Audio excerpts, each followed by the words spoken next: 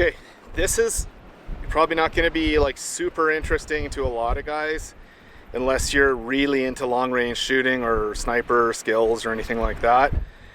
But just on a whim here, I decided I will share a bit about how I set up my my go bag for long range shooting, for instructing, and then of course if there was an emergency or something like that. And that a year ago would have sounded funny, but today with everything going on and things like Austin, Texas, where somebody tried to bring gun trucks in, and snipers, it's not impossible to say, well, it's not an impossibility. Pretty sad state of affairs. I hope these people get their freaking heads out of their butts, and I wish our investigators Godspeed in catching the money behind all this. Anyway, what I've got is I've got my eberlestock little big top. I always get this name mixed up with a big brother, little brother kind of thing. This is an expandable pack that uses a dry bag type opening on it, and that allows you to expand how much volume you actually have in it.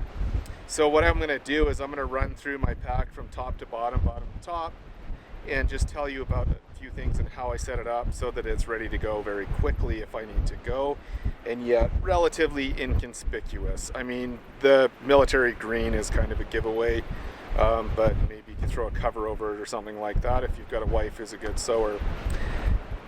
Anyway, my rule of thumb, you know, for you guys, you patriots out there, I know both sides of the aisle, you're probably really frustrated with what's going on. You see how our country is being literally burned down right now, and a lot of people feel powerless. There's things that you can do, obviously, to deal with that feeling, like not watching social media and only getting on the cable news reports long enough to give them a thumbs down and give them a negative reading with the YouTube algorithm. So what that actually does, the more people that do this, if you get onto a video, say like mine, and you don't like it, you only watch like a few minutes of it because I'm super boring and I only talk about really specialized stuff, and you get off of that, it hurts the video. The algorithm says, well, this isn't an interesting video. So by you guys getting onto these, you know, CNN and these news networks that are spewing so much trash right now and just outright lies, and then giving it a thumbs down and getting off, you're actually hijacking their reading on the YouTube algorithm. So I'd encourage you to go and do that.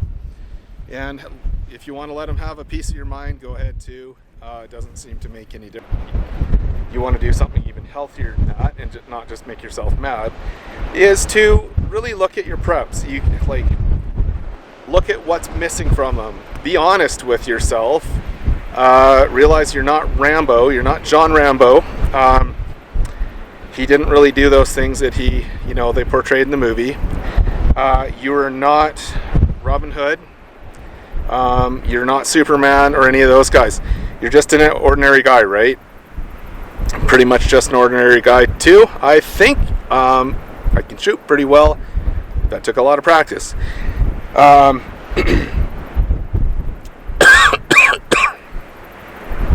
This smoke is getting to my throat right now, so I apologize. Anyway, one of the things I like to do that makes me feel better about what's going on is to make sure that my preps are as streamlined as possible. So the big focus for me this year has been working on communication, observation, preparation, so I got at my bags, I got at my rifles, I got at all of that. I streamlined as much as I could, and yet kept all the essentials for any kind of situation, from teaching to an emergency where I have to get the heck out of town or something like that. If there's fires or whatever, I don't know, looters, rioters, chances of that happening where I live is like slim to none. And it's actually made my shooting experience a lot better. So I'm going to keep this really brief because everybody's got a really different set of needs, okay? But for me as a long-range shooter, and you know, from a security point of view, I carry things in a certain order so that everything is protected. You know, if it gets roughed up. I'm going to try and keep this video under 8 minutes too, so we're going to just haul frickin' butt through this. Okay, so this is my bag. This is my pack with all my long-range shooting gear. It's laid out from the bottom with all the padding, the stuff that can take the bumps and knocks and stuff. Next up is the sniper notebook, field book, tools, binoculars, optics, spotting scope, my ammo novel from Coltec, and then my administrative pouch that has got my Kestrel, my laser range finder, and my most essential mags, and then which are all loaded up. And then I have a loaded mag of 224 ammo here. On my emergency first aid kit, I also have a couple of mags there too, so if I need to supply my AR-15, I'm ready to go. Right here I have my optics for low light, no light. So I've got my monocular right here. And these are really fun if you want to catch your kid sneaking back into the house in the middle of the night after visiting his girlfriend. That was hilarious. At the top of the pack, I have things like waterproof jacket, hearing protection. Again, this is fragile. I'm only using 3M Peltor these days. This stuff is the best. It's Bluetooth connected, and it's very, very clear, so you can hear your partner.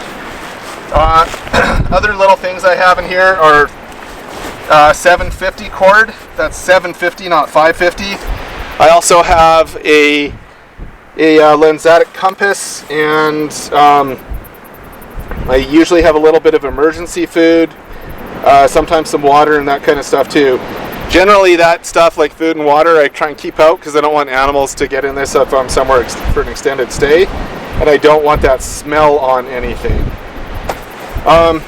That is really it in a nutshell. If you notice though, big thing is how I can take each of these out and put them back in quickly. That is a real key thing with this pack, and this is why I recommend the little big top so often. Is, you know, I can set up and take down my equipment very quickly, a lot quicker than I can with other packs. The other thing with this pack, it's got grab handles on the side and the top, sides and the top, and I can carry it like a suitcase like this. Makes it really, really handy getting it in and out of vehicles, and if you need to move somewhere under, you know, without being detected. So, really good setup. I went a little over 8 minutes, and I'd really recommend this pack. And for you guys wondering what this is, it is not a skateboard. This is a custom-made bag that my wife threw together really, really quickly because we wanted something that we could travel incognito with without having rifles look like rifles.